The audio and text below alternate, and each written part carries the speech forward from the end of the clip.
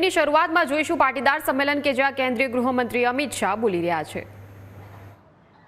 જગતજનની માં ઉમિયાનું ગગનચુંબી મંદિર સમયબદ્ધ રીતે પૂરું થાય એવા સંકલ્પની હાથ ઉપર કરી મુઠ્ઠી ભીંચે। જરા સૌ લોકો પોતાનો હાથ ઉપર કરે, જરા બંને મુઠ્ઠીઓ ભીંચો અને પ્રચંડ અવાજથી બોલીએ, ભારત માતા કી, ભારત માતા કી, ઉમિયા માત કી।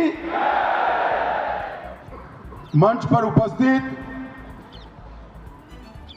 ગુજરાત રાજ્યના લોકપ્રિય અને સન્માનીય મુખ્યમંત્રી શ્રીમાન ભૂપેન્દ્રભાઈ પટેલ,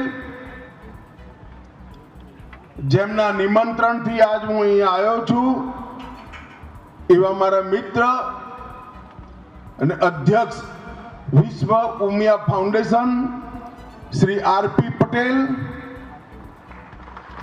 ગુજરાત સરકારના મંત્રી શ્રી ઋષિકેશભાઈ પટેલ, ગુજરાત સરકારના કૃષિ મંત્રી શ્રી જીતુભાઈ વાઘાણી, અમદાવાદ શહેરના મેયર પ્રતિભાબેન જૈન, આપણા પૂર્વ મંત્રી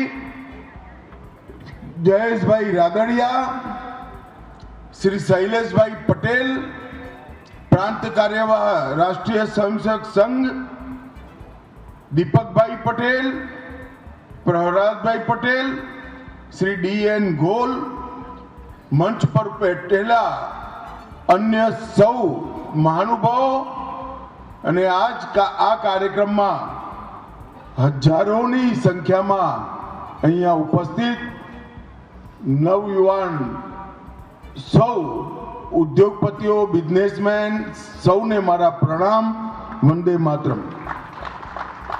મિત્રો, આજે અહીંયા વિશ્વ ઉમિયા ફાઉન્ડેશન દ્વારા આયોજિત યુવા બિઝનેસ મહાસંમેલન 25માં લગભગ 15,000 જેટલા યુવાનો અહીંયા એકત્રિત થયા છે। મેં હમણાં વિશ્વ ઉમિયા ફાઉન્ડેશને એક એપનું ઉદ્ઘાટન કર્યું, એપ ખુલ્લી મૂકી, એપના ફીચર્સ, એના બધા જ પાસાઓ બહુ ઝડપથી અહીંયા બતાવ્યા। હું હૃદયપૂર્વક એપ તૈયાર કરવાવાળા સૌ ઉમિયા ફાઉન્ડેશનના કાર્યકર્તાઓને હૃદયપૂર્વક ધન્યવાદ આપવા માંગુ છું કે જે પ્રોફેશનલ પદ્ધતિથી કોઈ રાજ્ય સરકાર પોતાના ઉદ્યોગ વિભાગનું માર્કેટિંગ કરે, ઉદ્યોગ પોટેન્શિયલનું માર્કેટિંગ કરે, એવી પ્રોફેશનલ રીતે તમે પાટીદાર સમાજના યુવાઓનો માટે બધી જ પ્રકારથી બિઝનેસના સંરક્ષણ, સંવર્ધન અને વૃદ્ધિ માટેની બધી જ જરૂરિયાતો એક જ એપમાં પૂરી કરી છે। એ હૃદયપૂર્વક ખૂબ ખૂબ સ્વાગત યોગ્ય કાર્યક્રમ છે। મિત્રો, ઇન્ફોર્મેશન, માહિતી આજના જમાનાનું બહુ મોટી તાકાત છે। મનમાં ઉમંગ હોય, ઉત્સાહ હોય, ક્ષમતા હોય, રોકાણ કરવા માટે મૂડી પણ હોય, પરંતુ યોગ્ય માર્ગદર્શન અને માહિતી ના હોય તો ઘણી તકલીફો પડે। એક જમાનો તો જ્યારે આટલી બધી માહિતી એક જગ્યાએથી લેવા માટે કન્સલ્ટન્ટ રાખવા પડતા હતા અને મસ્ત મોટી ફીસ કન્સલ્ટન્ટ લઈ જતા હતા। હું અહીં બેઠેલા યુવાનોને કહું છું, આજે ભોજન કરતા પહેલા એપ ડાઉનલોડ કરજો, તમારે કન્સલ્ટન્ટ રાખવાની જરૂરત નહીં પડે। મિત્રો, આજ આ કાર્યક્રમમાં સમાજ પણ એકત્રિત છે, સમાજની શિક્ષા ચિંતા કરવાનું સંગઠન પણ ઉપસ્થિત છે, ગુજરાત અને દેશને અર્થવ્યવસ્થાને ગતિ આપવાનો ઉદ્દેશ પણ છે અને સનાતન ધર્મનું કેન્દ્ર એવું માં ઉમિયાનું ભવ્ય મંદિર બનવાનું છે। એને સંસ્કૃતિને પણ અહીં જમીન પર ઉતારવી, એક જ જગ્યાએ સમાજ, શિક્ષા, અર્થવ્યવસ્થા અને સંસ્કૃતિ આ ચારોનો સુભગ સમન્વય જ્યારે અહીંયા થતો હોય ત્યારે ખરેખર આ કાર્યક્રમ ખુદ સમાજ ઉપયોગી થવાનો છે.